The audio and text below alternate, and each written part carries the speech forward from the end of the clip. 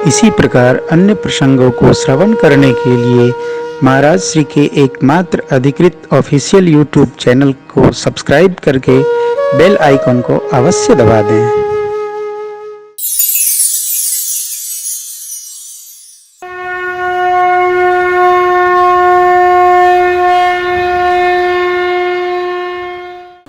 भरत जी ने क्षमा याचना किया। मां कहती हैं, लाला आप तो स्वप्न में भी राम जी के प्रतिकूल नहीं जा सकते। ज्ञान होने पर भी मोह न जाए संभव है।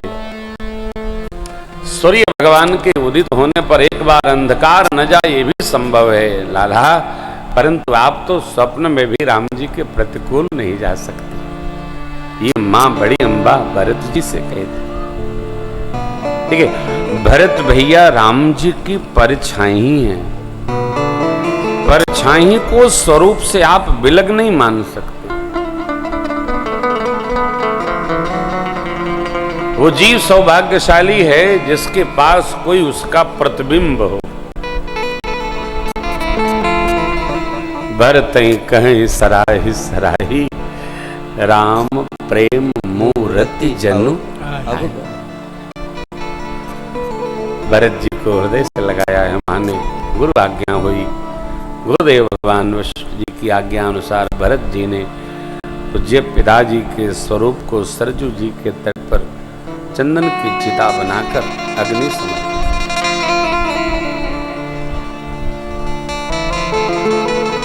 दस गात्र भया एकादशा त्रयोदशा पितु हित भरत कीन जस करनी सो मुख लाख जाय नहीं बरनी। श्राद्ध कर्म अतिशय श्रद्धा के साथ संपन्न करना चाहिए। इसलिए करना चाहिए कि मान्यताएं श्रद्धा पूर्वक करनी चाहिए। इसलिए भी करनी चाहिए, यह सारी व्यवहार व्यवस्था की करने से लोक परलोक हमारा शुद्ध और सिद्ध होता है। ये बात समझ में नहीं आ रही है तो इसलिए करनी चाहिए कि हम भी जब मरेंगे तो हमारे बच्चे कम से कम मेरे जैसा तो करें, जैसा हमने अपने माता पिता दादा दादी नाना नानी काका ताऊ का किया है, ताई का किया है। बच्चे जो देखते हैं वही करते हैं। श्राद्ध श्रद्धा सहित करना चाहिए। कौन क्या कहता है, कौन क्या रहता है, ये उसका सब्जेक्ट विषय है, हमारा विषय नहीं। श्राद्ध श्रद्धा पूर्वक जथा लब्धोपचार ही करना चाहिए। जो हमारी क्षमता हो उसमें श्रद्धा पूर्वक। कुछ नहीं है, काले तिल और जल से करो, लेकिन श्राद्ध श्रद्धा पूर्वक करनी चाहिए। पितर देव प्रसन्न होते हैं तो परिवार में तन धन जन मन सबकी अभिवृद्धि भगवत कृपा से होती है। पितरों की सेवा बड़ी श्रद्धा से करनी चाहिए, जितना हम कर सकें। 14वें दिवस श्रद्धांजलि सभा का आयोजन हुआ, जिसमें भरत जी को उत्तराधिकार सौंपा जाएगा, ऐसा गुरुदेव का निर्णय। गुरुदेव ने प्रस्ताव किया, 3 बात कह के, तात भरत, श्री अवध में जो कुछ भी हुआ उसमें किसको दोष लगाएं?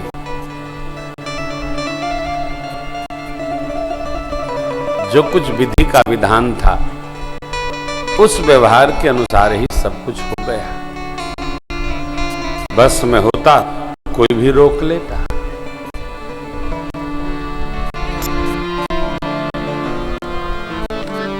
आपकी मां ने वचन मांगा, महाराज पहले ही सत्यबंध थे। राम जी ने सुन लिया और सुनकर राम जी वन चले जाने लगे। साथ में स्याजू लखन लाल भी चले गए। उनका पितृ प्रेम क्या कहें पुत्र। महाराज बेहवल हो गए। बेहवल भाव से गुरुदेव कहते हैं हे भरत जी, सब व्यवहार में भावी की प्रबलता है। सो न हो भरत भावी प्रबल, बिलख कहु मुनि नाथ, लाभ जीवन मरण, जस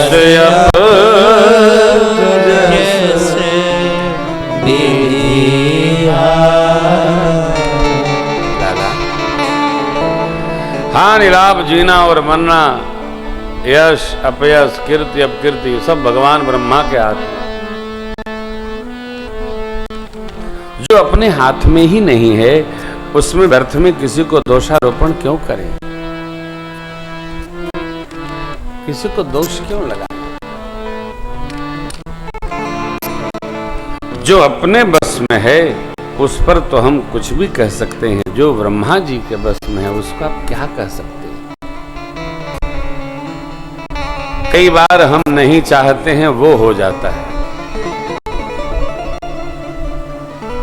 कई बार हम चाहते कुछ हैं हो कुछ जाता है, दोनों एक ही बात है।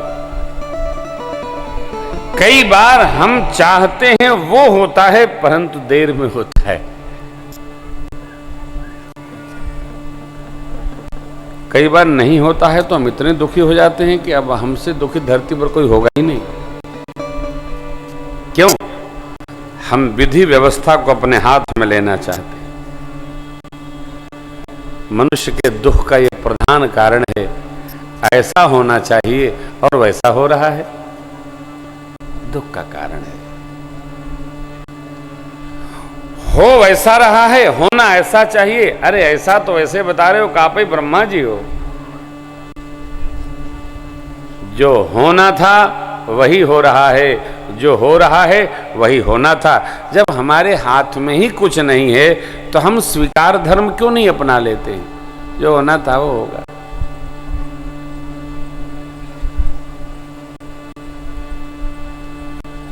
एक भाई की बेटी पूना पढ़ने गई,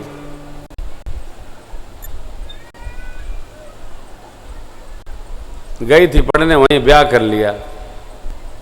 हमसे बोले क्या करें? तो हमने कहा पूना भेजे थे तो पूछे थे क्या? नहीं ना, तो बात क्या पूछ रहे हो? आप क्षमा करिए। हमने कहा हम ना सजा करेंगे ना क्षमा करेंगे, अब आप वो करिए जो आपको अच्छा लगता है। नहीं गुरुजी आप बताइए। हमने कहा हम तो कम बुद्धि के आदमी हैं, हम बहुत इन विषयों पर सोच नहीं पाते हैं। हम तो जब कहना होता है तब कह लेते हैं राघव की कृपा से। यदि तब समझ में आ गया तो ठीक, नहीं तो हम मान लेते हैं जो परिणाम आएगा उसमें केवल हाँ हाँ करेंगे, फिर हम कुछ नहीं करते, नहीं करते। हम किसी पर कोई दबाव नहीं डालते साहब। आपको जो आप जैसा आपको करना है करो। न हम दबाव स्वीकार करते हैं, न किसी पर दबाव डालने का प्रयास करते हैं। आपकी जैसी मर्जी करो, एक्सेप्टेशन में रहो, स्वीकार धर्म को अपनाइए। स्वीकार रहेंगे तो जीते रहेंगे, जानते रहेंगे, आनंद में रहेंगे।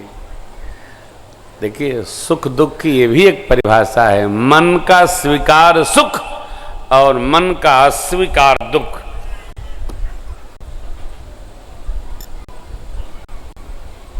स्वीकार रहेंगे तो आप दुखी नहीं होंगे, अस्वीकार करेंगे दुखी हो जाएंगे।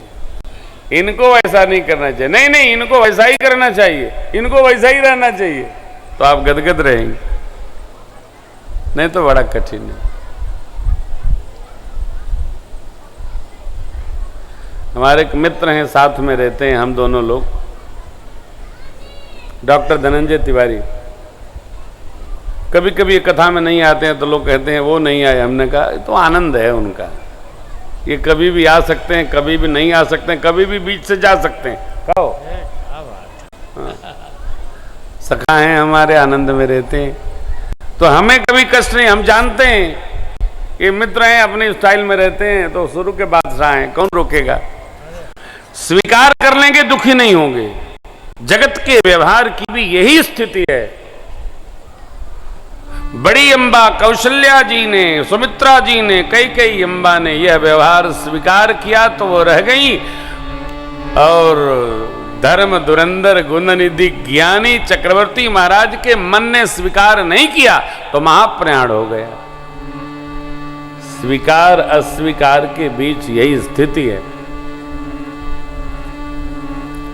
कर्म को करने के पहले विचार किया करिए, होने पर स्वीकार में रहा करिए। नहीं ठीक है,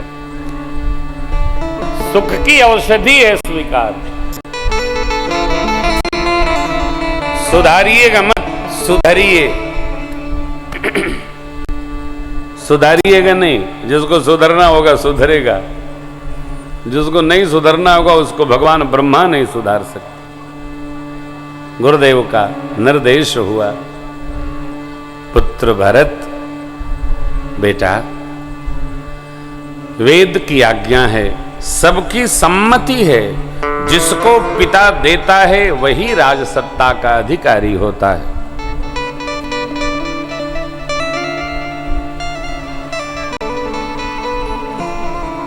महाराज ने आपको राज दिया है, राय राजपद तुम कहूं दीन्हा। योग्य पुत्र का यह कर्तव्य होता है कि वो पिता के वचन को सिद्ध करे। अस्तु, आप राज स्वीकार करो। महाराज ययाति के लघुपुत्र पुरु ने अपने पिता को युवानी दे दी, उनकी कीर्ति बढ़ी। भगवान परशुराम ने पिताजी की आज्ञा का पालन किया, उनका यश वर्धन हुआ। धर्म अधर्म छोड़कर, हित अनहित त्याग कर जो पिता के वचन का पालन करता है उसकी कीर्ति बढ़ती है, उसका मंगल होता है। रघुवंश पुरोधा हैं गुरुदेव भगवान वशिष्ठ जी। देखिएगा, जरा वचन श्रवण करिए, क्या कहते हैं गुरु जी। राय राजपद तुम कहूं दीन्हा।